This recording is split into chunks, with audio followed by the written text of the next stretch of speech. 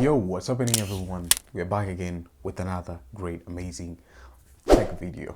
So the video of today, what we have is just that I was thinking, since we have our keyboard, it does great, no bad. I give it in a scale of 10 to 0. I give it 4 because it's the material, it's a little bit not that much great.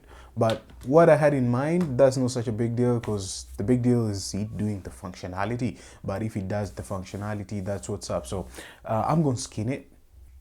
So I'm going to skin it with carbon fiber. As you can see, we got this carbon fiber. I got my mini cutter. So we got this. So I'm going to open the whole keyboard, something which I thought that it's more easy. It's just that on this keyboard, we got some few screws. So we're going to just open all the screws. After opening them, we just remove it a little bit more slightly. After removing it slightly, we're going to skin it and make something good out of it. So for the info, let us just get started.